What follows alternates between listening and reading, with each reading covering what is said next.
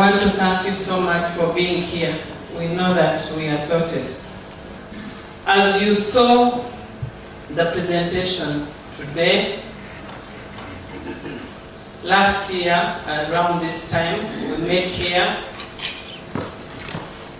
and we discussed in detail the interventions at community level that we need to strengthen, the coordination, the partners mapping, knowing what each one of them is doing. 58 partners are quite many, and I'm glad to hear that now we have clearly documented who these partners are and what they are doing. Allow me now to say that on behalf of Ministry of Health, I want to open our second community health for all partner open. Thank you so much. We wouldn't have done it if it were not because of the partners. Can we clap for the partners? And partners, clap for yourself. We have moved milestones. We have asked for support involving the regions and districts.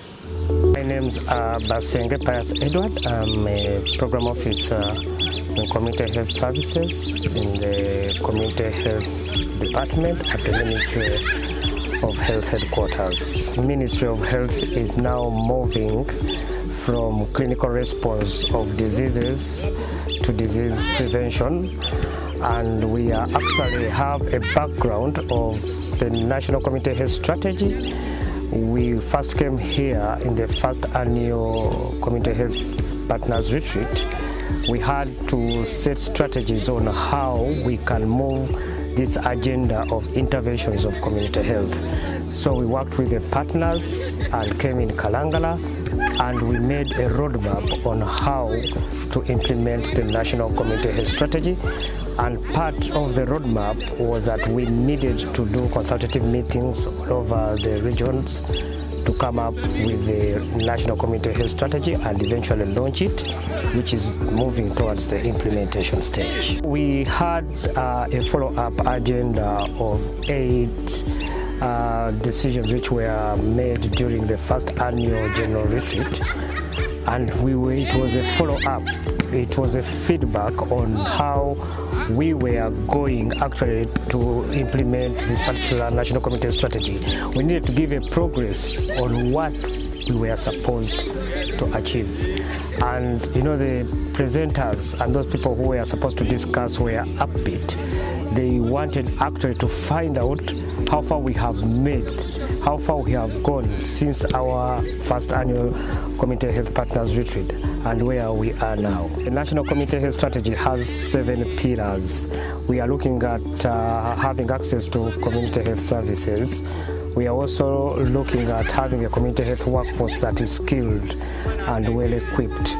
We are looking at ensuring that we have quality medicines and commodities supplied in the transparent supply chain system. We are also looking at a sustainable health financing for health, and at the same time ensuring that we have quality data for disease evidence intervention. We are focusing ourselves on the leadership and coordinating it so that people and partners stop working in silos. But remember, we are also engaging the communities, creating a health safety net around the communities, activating them to participate in activities like data collection, eventually giving them feedback. We are also engaging them in trainings, and we are looking at actually aligning whatever we are doing with the parish development model.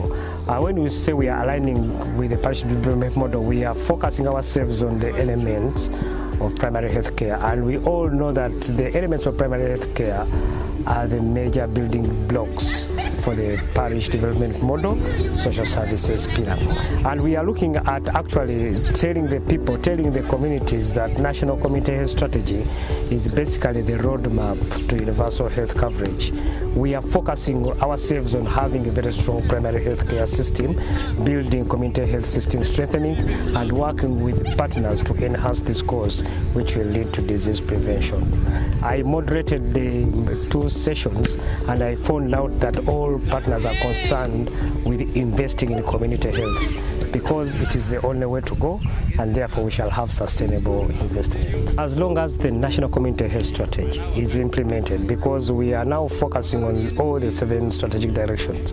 And remember now that we are linking all and aligning all these activities with the parish development model. We shall have the building blocks of the social services pillar of the parish development model activated.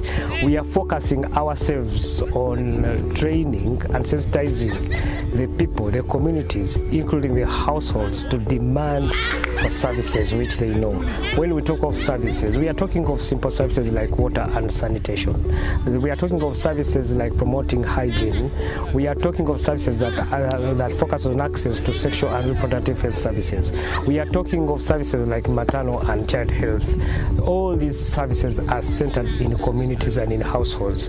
If all these services are carried out, there will be a reduction in all the funds that are spent by the government of Uganda.